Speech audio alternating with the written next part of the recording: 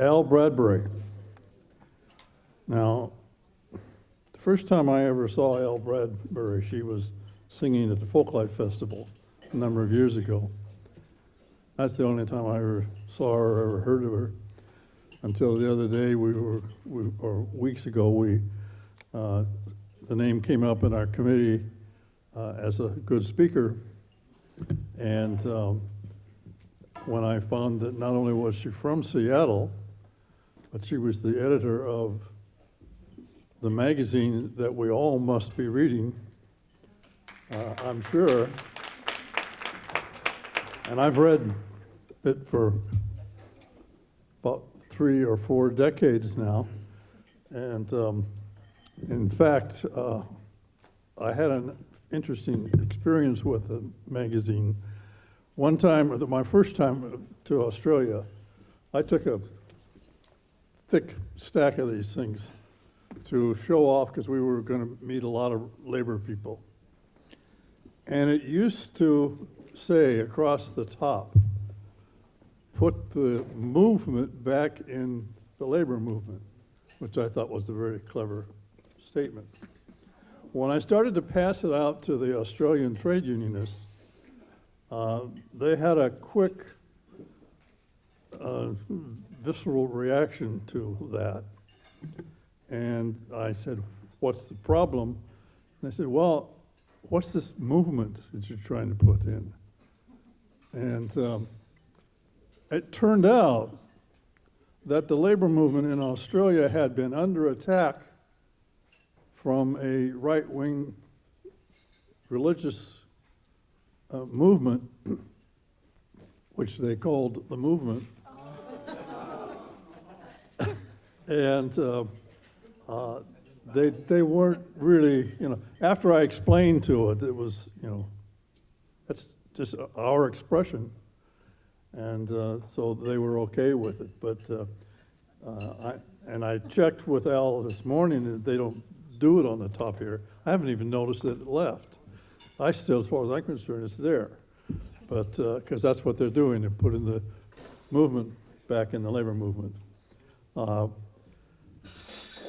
Al is, as I have said, a singer as well as a talker. So we're going to bring her up and have her start with the song. Al Bradbury. Welcome, Al. Welcome.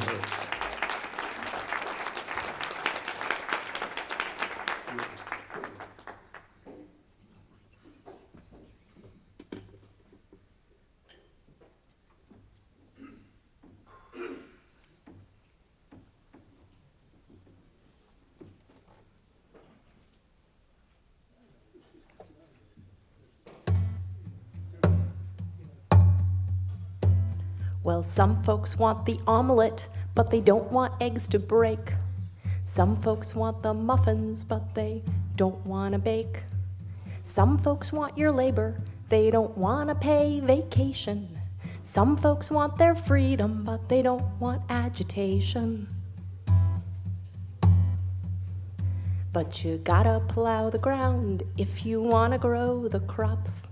Gotta take the thunder, it comes with the raindrops. Gotta face that awful roar if you're going to the sea. And you gotta agitate if you're going to be free, because power concedes nothing. Power concedes nothing. Power concedes nothing without a demand. Never has. Never will. That's your part. Try it with me. Power concedes nothing. Power concedes nothing. Power concedes nothing without a demand. Never has. Never will.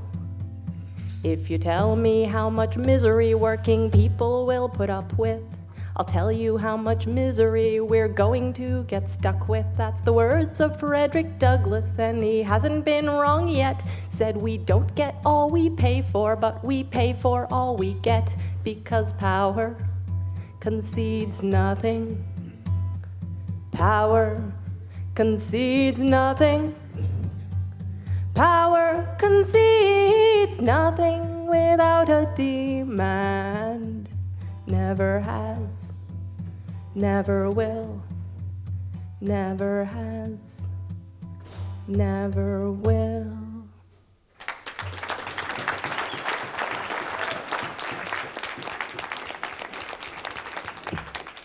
Thank you. Frederick Douglass and I co-wrote that song. Thank you so much to the Pacific Northwest Labor History Association for inviting me, to Tom and Janet and to Ross and to the whole committee and everyone who's worked hard to make this wonderful weekend happen on this wonderful lineup. I'm having a great time. I hope you all are too. I edit the magazine Labor Notes, as Ross said, but I did grow up in Seattle. And these days, I'm especially proud to tell people that I'm from here, with your $15 minimum wage and your socialist government and your teachers boycotting the tests at Garfield High School, my alma mater. It feels like I finally get it, how people feel when their sports team wins. Like, yeah, that's me, that's mine, those are my people. I was asked to talk about young people and the future of the labor movement, which I guess means I still qualify as a young person. Though I will tell you, my certification must be about to expire because I have reached the age where now I see younger people doing inspiring things and I think, oh, the young. They give me hope, they're not cynical yet. So that probably means I should change my affiliation soon to the Alliance for Retired Americans. But as apparently still a certified young person, I will tell you that I don't think young people are really so different from older people. For everybody you hear complaining that young people today are so disengaged and apathetic, you hear somebody else rhapsodizing about how young people today are the hope and the vision. And of course, both are true. Some are, some aren't, just like anybody else. But I do think something that's different, that is different about young people or younger people in the workforce today. Is perhaps how powerless we feel. And that's based on experience. We didn't come of age in a time of labor upsurge or remember any time of labor upsurge. We don't remember a time when there were a lot of strikes going on. All right. Okay, thank you. I'm nervous to say anything about history in a room full of labor historians. But in very broad strokes, you think about the US in the 20th century, and you've had these periods of strikes and activity from the Wobblies to the sit-ins, the factory occupations in the 30s, 1946, when you had more people on strike than any other time, the 60s and 70s with all those wildcats, and then from when I was born, in 1982, not. The 80s and the 90s and the aughts, and now here we are in the middle of the teens, and there's maybe the beginnings of what could be some upsurge. Too soon to tell, we hope so. But it's been, most people in today's workforce, we haven't ever been on strike. Most likely our parents weren't on strike. Maybe nobody we know has been on strike. For instance, one of the beats that I report on for Labor Notes is the postal industry. Postal unions, as we know them today, of course, were forged in the great postal strike of 1970, which was illegal, by the way, like many of the great strikes, and that didn't stop them. But that was 45 years ago, so there's nobody on the job today who was a part of that strike. They've all retired. People who started right after that have retired. In the postal union, the good news is that there's an inspiring new leadership that won office the last time around, or I should say one of the American Postal Workers Union, one of the several postal unions, has been this fall, or this spring, making a real push for a real contract campaign that involves the members in a way that union hasn't seen in a long time. And I know Brother Fletcher, I think, has been playing an important role in helping and advising them. But like a lot of unions, they're starting in a tough place. The contract the last administration handed them, they've got a 3-tier system, and so most young people or recent hires who work for the Postal Service are in these perma-temp jobs with very little job security and no ladder to the kind of decent job that a union job used to mean. And the Postmaster General is attacking the service from the top and is closing half the mail plants in this country and is, cutting back service and shrinking the hours at post offices. And I think that's true in many industries, that the people, the newer people, the newer hires, the younger people are already in this low tier and feel even more disenfranchised. And it's no wonder that people feel discouraged. It's no wonder that it's an uphill battle to convince people, to inspire people to believe that their action can make a difference when they have no experience of that, when we have no experience of that. So for our generation, I think not nearly enough of us have felt the power of collective action, have felt it in action. And I don't just mean strikes. I mean, any time when you use your strength in numbers, even on a small scale in your own shop or in a setting outside the workplace, it changes you, right? When you feel the power of standing together with coworkers or with community members, with neighbors, you can get that feeling in a protest in the streets. You can get it on the shop floor. You can, I think, Occupy gave people that feeling. I think the Black Lives Matter movement gives people that feeling and is one of the most exciting things, hopeful things I've seen in a long time. But that is part of the work of unions, is to give people the experience of feeling their power. And that changes people. That, I think, has to be a crucial building block of how we build a movement. So for instance, there's a group of 300 telecom technicians who work for Cablevision in Brooklyn, where I live now. During their organizing drive, the boss fired one of their leaders, a guy named Jerome Thompson, and 40 of his coworkers put on this sticker, it just said Jerome, and squashed into the supervisor's office demanding to know why he was fired and that he be reinstated. And the next day, he was reinstated. The boss said, oh, it was always just a misunderstanding. We never really... that feeling, that's the feeling I'm talking about. I think Jerome was fired 2 or 3 times before they finally got a contract, 2 or 3 more times. And the CEO, who's a really loathsome toad named James Dolan, he also owns the Knicks, he was so worried that other employees of his giant corporation were going to unionize too, that he gave a raise, the 20% raise, to the other 15,000 people who worked for Cablevision. So it would only take these 300 people organizing to get a raise for 15,000 non-union workers. That's the feeling of power that I'm talking about. Another story on a very small scale, we had an article in Labor Notes recently by a woman in Virginia, a grocery worker, Laverne Wren. She's a shop steward in a grocery store. And in her store, there was this clear pattern where this particular supervisor was discriminating against and targeting black workers, including Laverne. So when black workers would get written up for things that white workers wouldn't get written up for, like for not remembering to sign off when you clean the bathroom. And when there was an unpleasant job to be done, like going out and bringing the carts in from the parking lot when the weather was bad, or cleaning up a spill when something spilled, black workers would always get assigned those tasks. It was a clear pattern. And she tried bringing it up with management. She went with her union rep and tried bringing it up with management, and they were not interested in addressing the problem. So she started documenting it. She realized they're not going to investigate her. I'm going to have to investigate her myself. She started writing down everything that the bad supervisor did and speaking up and confronting her and saying, that's racist, you can't do that, that's not fair, in view of her coworkers. And the supervisor, of course, tried to target Laverne with discipline, and she filed a grievance and won and reversed the discipline.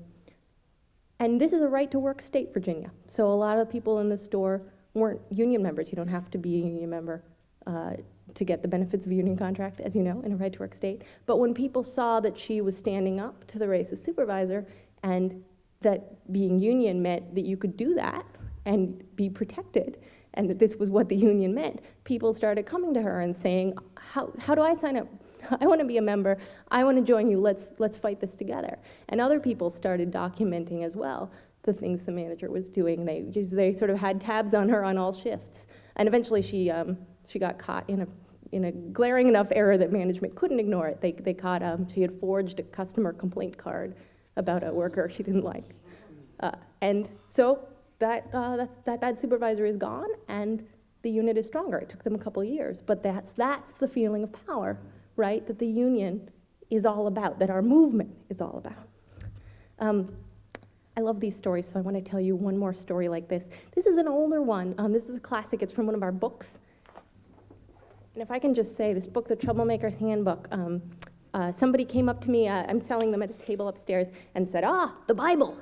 And it's full of wonderful stories. I know the names of some of the people in this room are in here telling stories of theirs at different times. But so one of the stories from this book, this was from an organizing campaign at a meatpacking plant in Georgia, where Joe Uline was working on the campaign. And management had hired a union buster who would come in and pace around the factory floor, intimidating people. So Joe remembered a song that Paul McKenna from Oregon had written to the tune of "Oh Susanna." The chorus went, "I'm a union buster, the boss's trusty aide. I help keep their employees overworked and underpaid." There's verses too. So Joe taught the song to the organizing committee, and they recorded it on an audio tape. You can tell it's an old story because it was an audio tape. Now, the policy in this plant was that workers could submit whatever tapes they wanted, and the music would be played over the loudspeaker while they were working. So the next time the union buster came in, they played the tape. Of course, the next day, the tape policy was changed. So when the union buster came back next, they were ready, and everyone just started singing. "He's a union buster, the boss's trusty aide." So, of course, there was a new rule soon, no singing while you're working. Next, they whistled, and then when that was banned, I think they hummed. And by the time they had gone through all this, the guy's intimidating power was broken, and they won their union drive. It's a good story. It's a good story. It's that feeling of people power. It changes you permanently. And as organizers, in which I include everybody in this room in whatever role your work takes you, our task, I think, as a movement, is to help as many of our fellow workers feel that feeling as we can. And that's how we build our strength. There's a lot of smart experimentation going on right now with new forms of organizing, but whether it's a union or a worker center or some other model, the content of good organizing is the same as it ever was. It's getting people together, building relationships of trust, listening to what people care about, asking people to take action together to change that, feeling that power, building from small things to bigger things. A few words about troublemakers, why we at Labor Notes called our most popular book The Troublemaker's Handbook, and our local events Troublemaker Schools. First, it's what your boss calls you when you question a policy or start to organize yourself and your coworkers. And certainly when you take action, you get called a troublemaker. It's also what you get called at the city commission and the school board, and when you persist in asking questions, or what the cops call you when you occupy downtown. It's also what we get called often when we question our own union leadership. Labor Notes was founded as a result of a wave of wildcat strikes that occurred in the 1970s, mostly in the Midwest, mostly at manufacturing plants. Wildcats meaning their union didn't approve them, in many cases strenuously opposed them, but they went out anyway.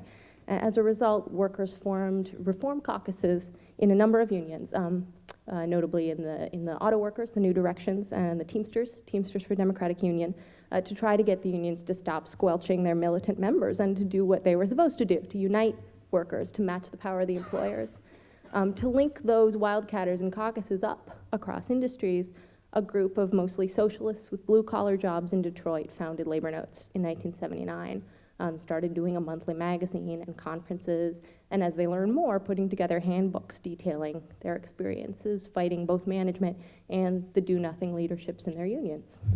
So now we have a website with daily labor news, and in addition to our every other year conference, we help organize local conferences called Troublemaker Schools. We're just getting underway to do one here in Seattle in September, and I have talked with lots of local union leaders and activists who I know are interested in coming together for a cross-union event. So I'm excited about that. And our newest book is How to Jumpstart Your Union, Lessons from the Chicago Teachers.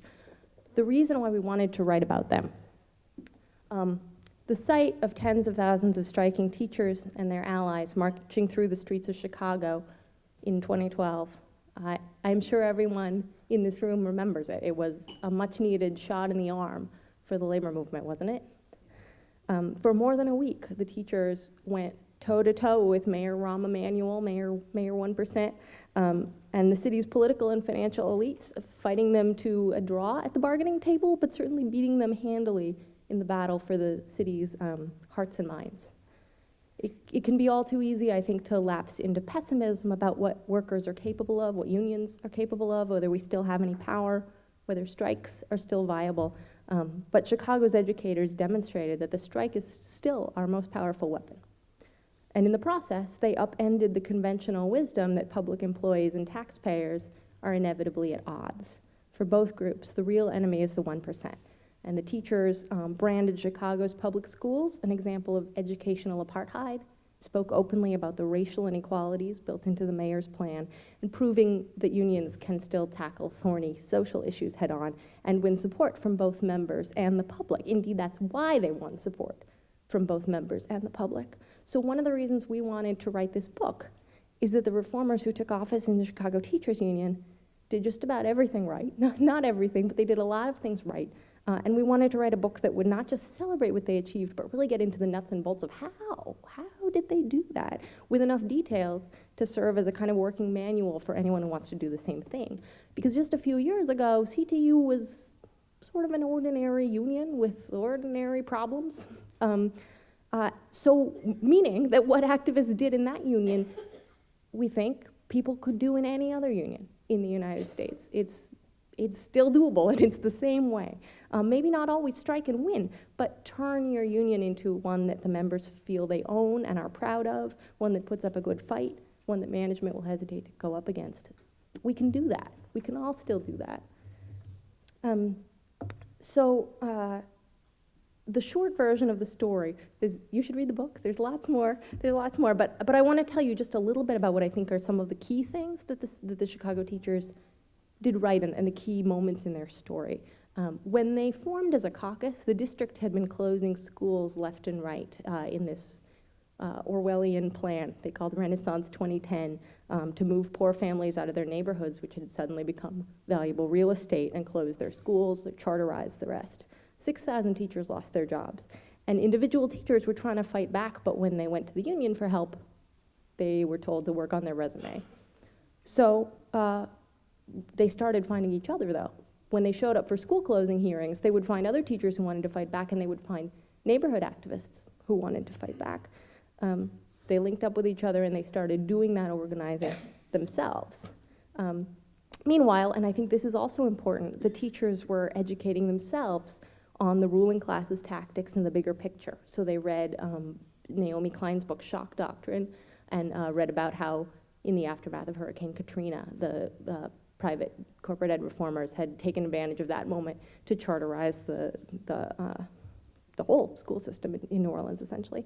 They read materials from Rethinking Schools about social justice unionism. They studied earlier union reform efforts and where they had run into challenges. And they developed a common understanding of what they were up against and what they were trying to do. They formed a caucus called CORE and decided to send someone to every single school closing hearing. Wherever they did, they found new people who had shown up to fight and wanted to join them in fighting. And as their efforts got bigger, they held citywide rallies, they had protests and vigils, they succeeded in keeping some schools open, the ones where they were the best organized, not all of them. And after a year or two of this, when they couldn't move the incumbent leadership off the dime, and when they were the ones doing the work of the union, they decided to run for office and won, and took leadership of the Chicago teachers. So at that point, July 2010, when they took office, they knew, from that day, I think, that they would need to strike to defend their students and to defend public education in Chicago. But the last strike in this local had been in 1987. There weren't a lot of people who had participated in that or remembered it, so there was going to be a lot of work it would take to get members ready for that. They had to transform their union culture and inspire and train members to step up in every school. And they had 2 years to do it. So this was a campaign of, certainly, of internal organizing among members who had been used to thinking of the union as just the grievance department at the headquarters downtown, they started an organizing department. I'll say more about that in a minute. They also took the position that teachers are the ones who lead on knowing what students need, rather than the billionaire tech entrepreneurs who want to be the ones to lead on what students need. And in contrast with the mayor's privatization plan, they put out their own report, The Schools Chicago Students Deserve. So they weren't just against, they had a vision of what they were for. Things like every school should have an art teacher, and a music teacher, and physical education, and a library, and enough social workers and nurses to keep kids healthy and safe. And the schools in Chicago, of all places, needed working heat and air conditioning for when it gets awfully hot and awfully cold. And critically, the class sizes needed to get smaller. This was particularly smart to do because most of those things that make schools good, are not subject to bargaining. They couldn't legally strike over those things. They also created a report showing that schools with Black and Latino students, and in particular Black teachers, were being targeted for closings and turnarounds. Experienced Black teachers were losing their jobs, Black students were losing their schools. In 2000, 41% of Chicago's public school teachers were Black. Now it's 25%, last I checked. Yeah. So it was not in any way an exaggeration to call these policies educational apartheid. Again, they couldn't bargain about where schools were located and which ones were closed, but they sure could organize about it. They could denounce the policies in the press and in hearings and anyone who would listen. And when we interviewed people for the book, teachers stressed how liberating it was to speak honestly with parents, who they feared blamed them for the bad schools, and to tell them the truths they'd been afraid to tell about class size, about standardized tests, about lack of resources, and in particular about racism. And that's why the people of Chicago trusted the teachers rather than the mayor, because the teachers were speaking the truth that everyone knew, but that Rahm Emanuel was not going to say, that no one had been saying. In a way, the thing that haters of public employees like to say, that workers only care about their pay and working conditions, is enforced legally, because those are the only things we're allowed to bargain over sometimes. You often can't legally force the employer to bargain with you about which school closes or class size. You can't strike on those things, but there is a way around that, and CTU did it right by making common cause with the community while standing up for members' jobs and by making clear that whatever the law said, this was what they were really striking over. So I said I would talk a little more about the organizing. The union did a lot of patient organizing work. One thing that meant was re-energizing and overhauling the system of shop stewards, which in that union are called delegates. A lot of schools didn't have a delegate at all. So an organizer would meet with whoever would meet, hear about people's concerns, recruit someone to be the delegate. They did a lot of listening. But this wasn't the kind of listening where the union rep listens and then says, okay, I've heard your concerns, I'm gonna go back and see what I can do about that. They would say, okay, what can we do about that together at this school?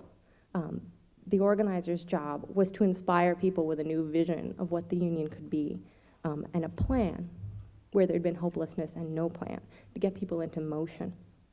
Even in the schools where there were already delegates, often the same transformation had to take place. You know, the expectation of what it meant to be a delegate had to become an organizing job. Let me just take a moment and skip ahead because I want to make sure we have time for discussion. There's so much to say.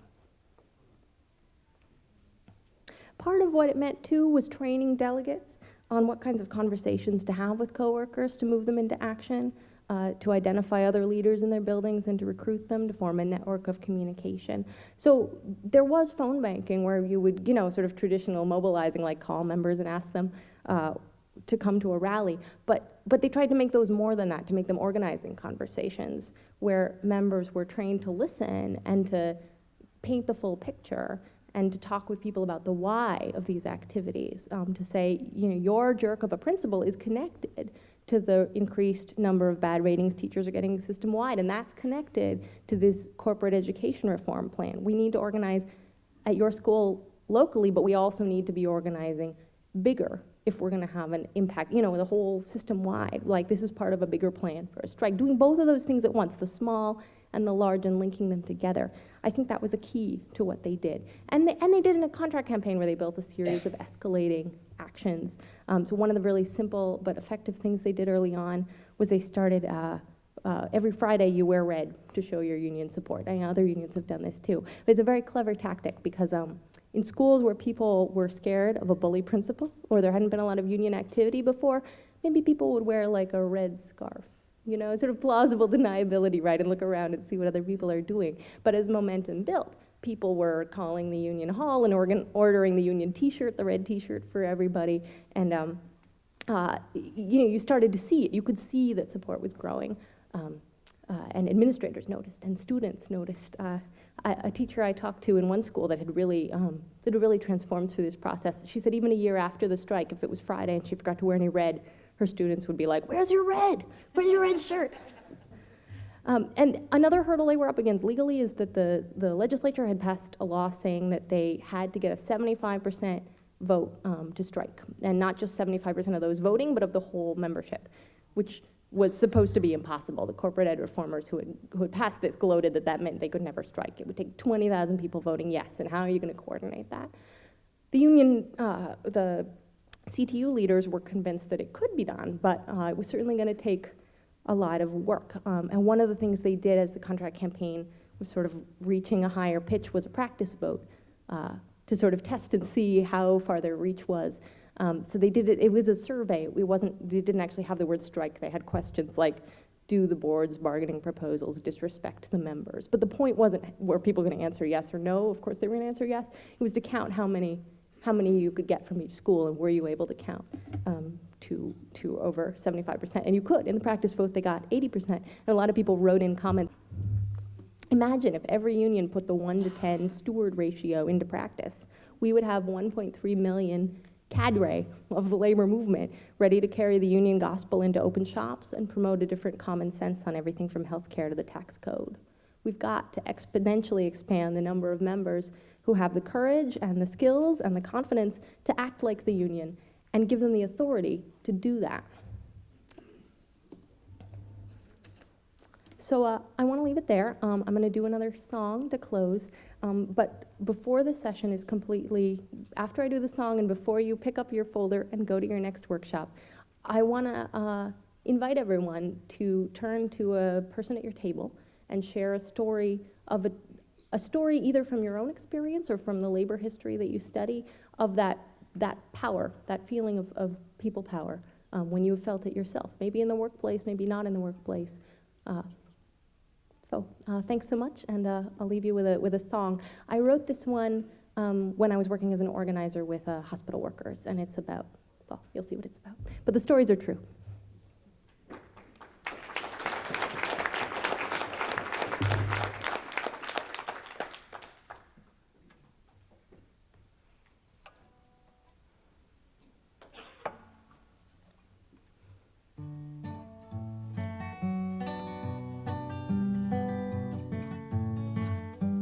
Every step she takes is pain since her knees started to go, but they make her walk a mile a day, scold her 'cause she moves too slow.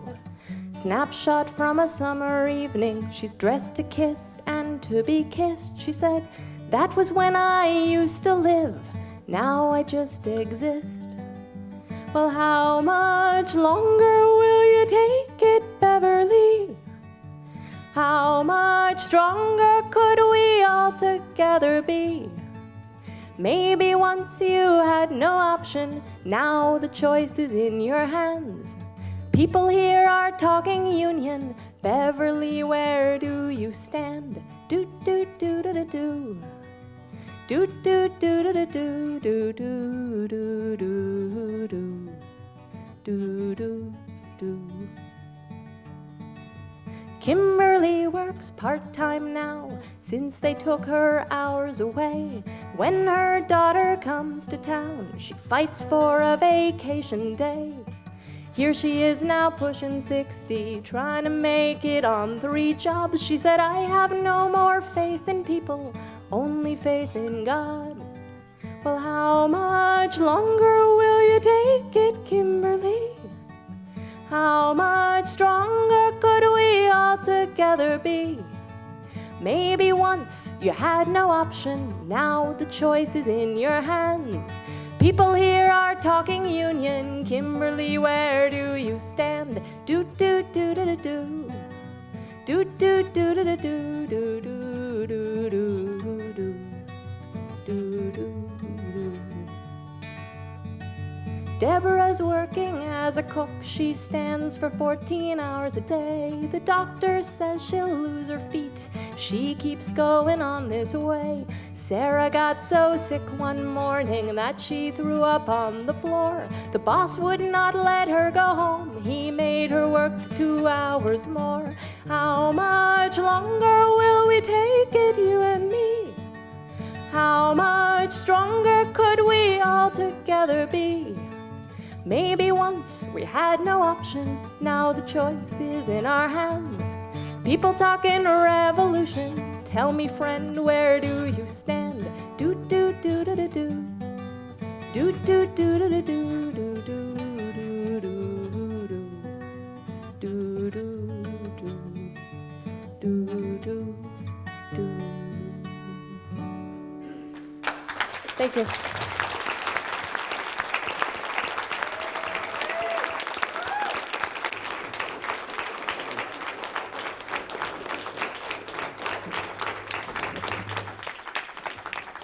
You know what to do now, folks. Go back to class. Okay? That was wonderful. And those really delightful songs. So, thank you. Yes. Tom. Anybody have any questions? Duh. Does anybody have any questions? You have a right to have questions, you know. It is your right as a member of the Pacific Northwest Labor History Association. Yeah, I guess my question is with the Chicago Teachers Union, when they expanded that steward structure to try to go deeper and create a broader leadership, how did those activists recruit other people and nurture them into those leaderships, and what type of, and also I guess part two is, you talked about how they taught listening to members who were going out to organize coworkers, and I was wondering if you could talk more about that. Sure. They did. They had delegate conferences and trainings. They did member organizing training in sort of one-day conferences, and they did a summer intern program where they trained members as organizers in a more extensive way, in the same way that people train staff organizers, in part about how, what are the components of an effective conversation. We have 2 ears and only one mouth, so we should listen twice as much as we talk. Some of those kinds of things, right? That you shouldn't assume that the member cares about the same thing you care about. You have to listen to them and ask them what they want to change. So some of those sort of organizing skills, you had workshops and sort of gave people feedback and did it that way. And at the same time, also like talked with everyone, with the activists and the members about the plan. About the sort of, like, here's our analysis of power in the district and what it's going to take and what we're up against, and encourage members to talk to each other about that and had a debate. I think within the local had a debate about, do we really need to strike? Like, is this the plan? And the leaders were clear, this is what we think is the plan.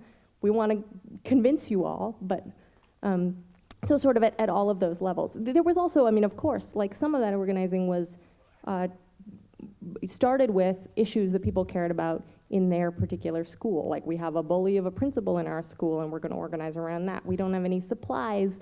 How do we deal with that? They're trying to close our school. So some of it was focused on specific issues that were sort of most immediate for people in that school, and then you build from there. A lot of ideas in the room that might answer that, but I'd like to hear your answers on that. Uh-huh.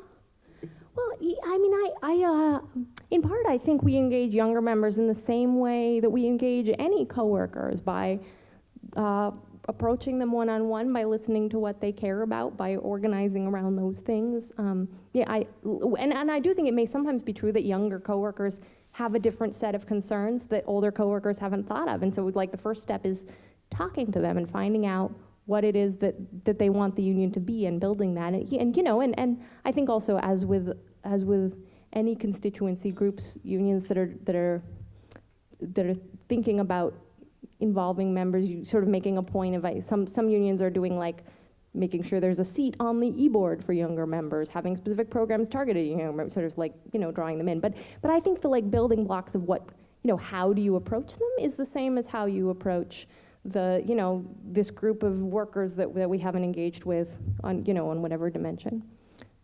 I don't know about labor history. You guys are the experts on that.